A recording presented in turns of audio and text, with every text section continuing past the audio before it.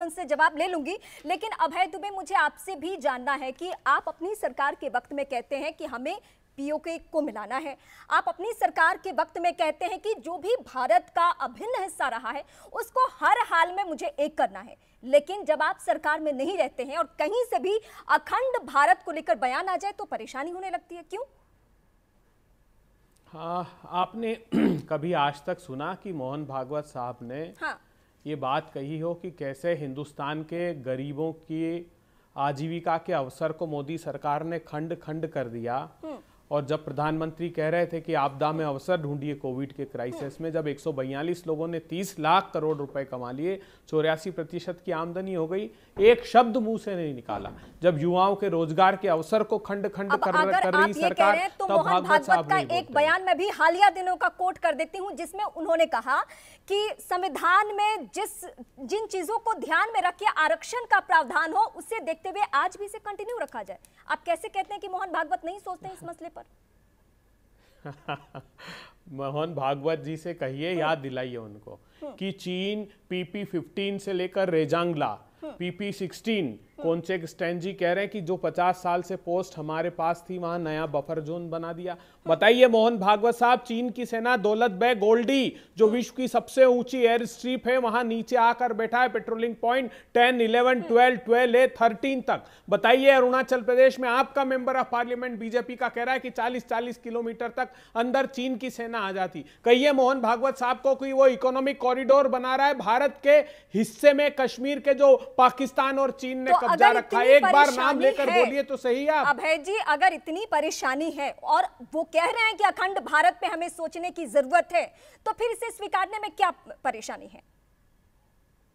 देखिए, मैं पूछना चाहता हूं, प्रधानमंत्री जी आकर बयान दे, जब G20 का वो सम्मेलन कर रहे हैं तब कहें कि वो जो बांग्लादेश और इंडोनेशिया, जिनको आपने स्पेशल इनवाइटी बनाया है, मोहन भागवत साहब कह रहे हैं कि ये सारे देश क्या आता है अखंड Bharat? Nepal, Bhutan, Tibet, Myanmar, Singapore, Malaysia, Thailand, Indonesia, Cambodia, Vietnam तक।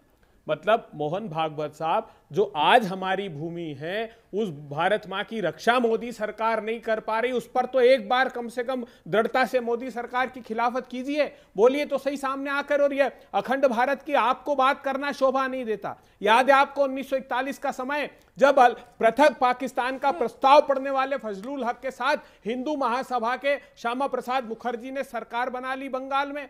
उसके बाद हिंदू महासभा ने मुस्लिम लीग के साथ मिलकर सरकार बनाई नॉर्थ वेस्ट फ्रंटियर प्रोविंस में और सिंध प्रांत में, और रिजोल्यूशन जाते हैं कि मोहन भागवत ने ऐसा कहा है। लेकिन मैं कुछ बयान आपके सामने इस वक्त कोट करती हूं जिसको आप भी बहुत मानते हैं। जेपी का नाम तो सुना होगा, जेपी को तो आप अच्छे से जानते होंगे, वो तो गैर बीजेपी है ना। जेपी ने अलग अलग वक्त में कहा भी है कि भारत, पाकिस्तान और बांग्लादेश में रहने वाले हम सब लोग एक ही राष्ट्र के, हमारी राजनीतिक पहचान भले ही अलग हो लेकिन हमारी राष्ट्रीयता भारतीय, ये जेपी ने कहा है। अब मैं बापू के बारे में कहती हूं, गांधी जी को इस देश में कोई ऐसा नहीं है जो खारिज कर सके। अब उनका रिकॉर्ड मैं आपको पढ़ के सुनाती हूं। बापू की 11वीं काशी यात्रा बहुत ऐतिहासिक थी और अक्टूबर 1936 में राष्ट्रपिता ने इस यात्रा में अखंड भारत की संकल्पना का प्रतीक भारत माता मंदिर का उद्घाटन किया। भूल जाइए मोहन भागवत को, इन्हें मानिएगा ना। अभी अखंड भारत पर परेशानी है आपको?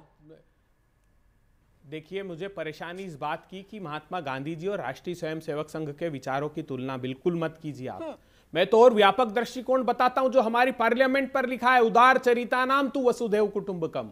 हम तो समूचे विश्व को एक परिवार के रूप में मानते हैं, मगर मोदी सरकार मानती है क्या? भाषा के नाम पर, जाति के नाम पर, धर्म के नाम पर, खान पान के नाम पर, पहनावे के नाम पर भारत के लोगों को लड़ाना चाहती है। आज मुझे गर्व है कि राहुल गांधी जी ने 1 वर्ष पहले जो यात्रा प्रारंभ की थी भारत को जोड़ने की, जिसके खिलाफ ये नफरत प्रदर्शित करते हैं, आज 1 वर्ष बाद भी निरंतर देश उस दिशा में आगे काम कर रहा है। लेकिन ये मोहन भागवत साहब, इस नैरेटिव को आप इसलिए परोस रहे हैं क्योंकि भारतीय जनता पार्टी ने देश को खंड खंड करने का मानस बना दिया। देश के संसाधनों को लूट कर हम देख रहे हैं किस प्रकार नीरव मोदी, मेहुल चोकसी, विजय माल्या, अभी हमने देखा, क्या आप उन्हें भी खारिज करते हैं? क्या आप गांधी को और जेपी को भी खारिज करते हैं इस वक्त?